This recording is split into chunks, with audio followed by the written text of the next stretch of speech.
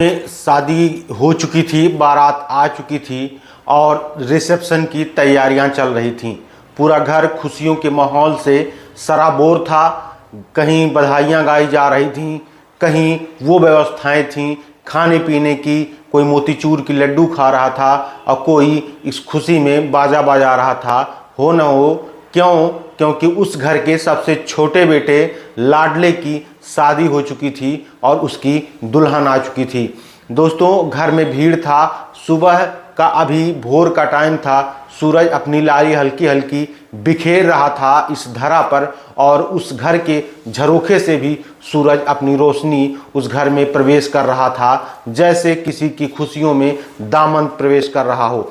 दोस्तों, इतनी खुशियों से भरा हुआ वो घर, वो सराबोर था। नात रिश्तेदार सब इकट्ठा थे उस परिवार में और उसी बीच में उस घर का बड़ा भाई, जो कि पिता के गुजरने के बाद घर का जिम्मेदार था, वो घर के पास से निकलता हुआ आता है और अपने छोटे भाई के उस कमरे के बाहर से दरवाज़ा 2-3 बार नॉक करता है और कहता है, छोटे अब उठ जा, तैयार हो जा, तेरा रिसेप्शन है शाम को, मैं सब्जी लेने के लिए मंडी जा रहा हूँ।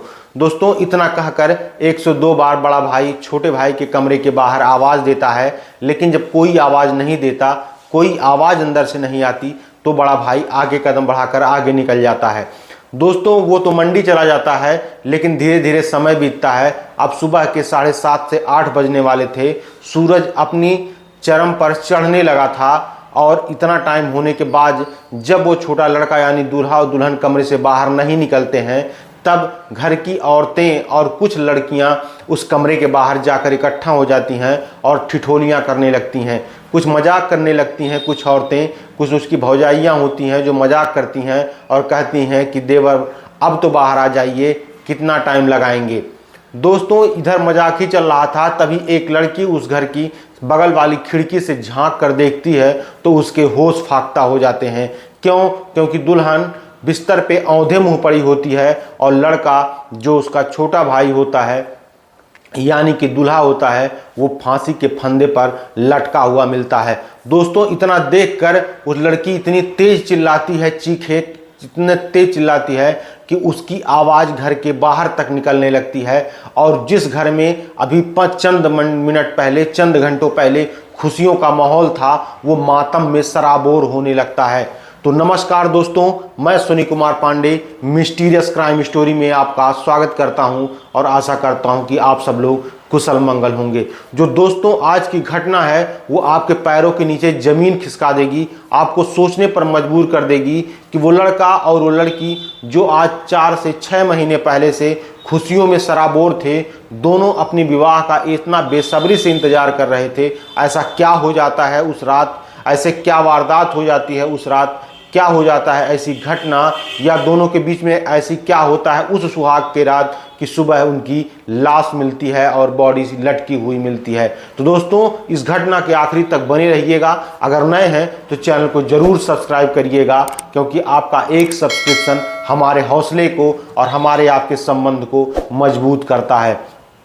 दोस्तों, जो आज की घटना है वो घटना कोई और नहीं, भगवान श्री राम की जन्मभूमि होती है अयोध्या, उत्तर प्रदेश की वो अयोध्या जो आजकल काफ़ी चर्चा में रहती है। लेकिन अयोध्या तब और चर्चा में आ जाती है जब इधर इस तरीके की घटना सुनाई मिलती है। दोस्तों, अयोध्या जिला का एक थाना लगता है कैंट, और कैंट में एक जगह लगता है शहादतगंज, और शहादतगंज में एक जो है इलाका लगता है मुरादागंज टोला। उस मुरादागंज टोला में एक ऐसी वारदात हो जाती है, एक ऐसी घटना हो जाती है जिससे पूरा इलाका, पूरा अयोध्या सहम कर रह जाता है। दोस्तों, एक लड़की होती है जिसका नाम शिवानी होता है, जिसकी उम्र 22 साल होती है। उसके पिता यानी इसका पिता का नाम मंतूराम पासवान, और वो रहने वाले होते हैं खांडासा की एक डील सरैया, खांडासा के एक डील सरैया के रहने वाले होते हैं। वो उसकी 2 बहनें होती हैं और एक बड़ा भाई होता है। दोस्तों, इसमें परिवार में जो है लड़की यानी शिवानी काफ़ी सुंदर, काफ़ी सुशील और काफ़ी सौभाग्य होती है, और उसके पिता दिल्ली में रहकर कपड़े का सिलने का व्यापार किया करते थे। दोस्तों, एक दिन समय आता है जिसमें उस लड़के का पिता लड़का जो दीपक कुमार होते हैं, उनका जो लड़का जो दूल्हा होता है, उनके पिता भाई दीपक कुमार होते हैं। पिता कई समय पहले स्वर्गवास हो जाता है, तो पूरे परिवार की जिम्मेदारियां बड़े भाई दीपक कुमार पर आ जाती है। दोनों लड़की और उस लड़के का घर एक ही जगह पे एक रिलेशन होता है, वहाँ पर कुछ प्रोग्राम होते हैं शादी के और कुछ और प्रोग्राम होते हैं, जिसमें उस लड़के की और उस लड़की की मुलाकात हो जाती है। वहाँ पर दोनों की आंखें मिलती हैं, दोनों के नैन मिलते हैं और दोनों में बीच यूँ कहें अट्रैक्शन होता है, प्यार हो जाता है। एक कार्यक्रम के दौरान जब दोनों की वहाँ मुलाकात होती है तो लड़का अब कुछ औरतों से, अपने रिलेशन की औरतों से पूछता है कि भाभी ये लड़की कौन है। तब वो भाभियाँ कहती हैं क्यों, तुम्हें वो लड़की पसंद आ गई है क्या। ऐसा जानकर दोनों परिवार के लोग खुश हो जाते हैं और लड़का और लड़की दोनों शर्मा कर वहाँ से निकल जाते हैं। दोस्तों ऐसा होता है, फिर दोनों के परिवारों के बीच में बात की जाती है, दोनों खुशी खुशी शादी के लिए परिवार वाले मान जाते हैं और शादी की डेट तय की जाती है अप्रैल की।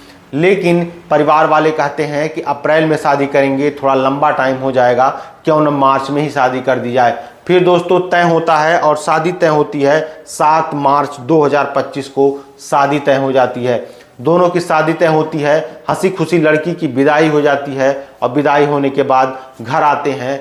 जो भी रीत रिवाज होते हैं, जो भी प्रोग्राम होते हैं और लड़की का भव्य तरीके से स्वागत किया जाता है। लड़के ने पूरा घर, पूरा आंगन, पूरा अपना मोहल्ला या कहें लैट्रिन बाथरूम तक सजा कर रख दिया था। क्यों? क्योंकि उसकी मनचाही लड़की से उसकी शादी हो गई थी, वो बहुत ही खुश था। दोस्तों लड़की की स्वागत होती है और समय होता है सुहाग रात का, रात होती है। सुहाग रात के लिए लड़के और लड़की एक ही कमरे में पहुंच जाते हैं। फिर अगले दिन सुबह वो बॉडी मिलती है। लड़की के चीखने की आवाज़ जब फैलती है तब वो आवाज़ पुलिस के कानों तक गूंजती है और पुलिस जब मौके वारदात पर पहुंचती है तो दरवाज़ा तोड़ा जाता है और तोड़कर दोनों की बॉडी को पोस्टमार्टम के लिए भेजा जाता है। पोस्टमार्टम से पता चलता है कि जो दुल्हन होती है उसका गला दबाकर हत्या किया गया है और जो लड़का होता है यानी कि दूल्हा, वो फांसी के फंदे पर लटका हुआ मिलता है।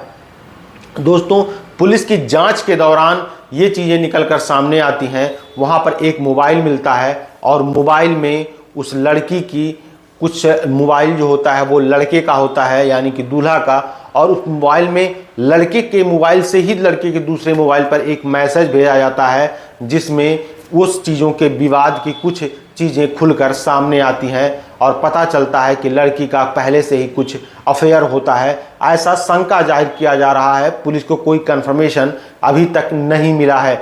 दोस्तों दूल्हा और दुल्हन को उस कमरे में जाने के बाद कुछ ही क्षण बाद ऐसी बात होती है, ऐसी विवाद होती है। एक लड़के के मोबाइल पर ही किसी का मैसेज आता है। उस मैसेज से लड़के के मन में शंका जाहिर होता है और जब शंका होता है तो फिर पति और पत्नी के बीच में सुहाग रात के दिन ही विवाद होने लगता है। फिर ऐसा क्लेम किया जा रहा है कि गुस्से में आकर लड़के ने पत्नी का गला दबाकर हत्या कर दी और इससे पीड़ित होकर वो कई घंटों सोचता रहा और रात में 3 बजे के बाद खुद भी अपने प्राण त्याग देता है। दोस्तों दोनों की बॉडी को ले जाकर उसके बड़े भाई यानी दीपक कुमार ने ले जाकर एक ही शमशान घाट पर, एक ही शवदाह पर लकड़ियों के साथ दोनों का दाह संस्कार कर दिया जाता है। जो परिवार अभी तक खुशियों से सराबोर था वो एक ही रात में मातम बदल जाता है और एक मैसेज कैसे किसी की ज़िंदगी का अंत कर देता है, कैसे किसी परिवार की खुशियों का बर्बाद कर देता है, कैसे किसी के परिवार को, एक सुखियों के जीवन को समतल बना देता है, इससे आपको सीखने को मिलेगा। दोस्तों पूरे रोंगटे, पूरे होश फाख्ता कर देने वाली घटना है। पुलिस अपनी तरीके से इंक्वायरी कर रही है कि क्या निकलकर क्या निष्कर्ष इसमें सामने आता है, कोई और वजह तो नहीं हो सकती है। इसका हम आप सब बेसब्री से इंतजार करेंगे। दोस्तों इस कहानी को सुनाने का उद्देश्य किसी के मन को आहत करना या परेशान करना नहीं है। इसका उद्देश्य सिर्फ एक जागरूकता है, एक सतर्कता है। एक शक जो है कैसे किसी की ज़िंदगी को बर्बाद कर सकता है। इसीलिए कहते हैं विश्वास बहुत बड़ा धन है, बहुत बड़ा बहुमूल्य चीज़ है और रिश्ते हमेशा विश्वास पे चलते हैं, चाहे वो पति पत्नी के हों या फिर माँ बाप के या भाई बहन के या किसी के भी नाते के हों। विश्वास करें, धर्म संगत रहें और किसी भी शक से बिना कंफर्म किए किसी निर्णय को लेने से जरूर बचें। मिलते हैं दोस्तों एक नई घटना, एक नई कहानी के साथ। तब तक देखते रहें अगला एपिसोड मिस्टीरियस क्राइम स्टोरी, रोज रात 8 बजे अश्विनी कुमार पांडे के साथ। धन्यवाद दोस्तों।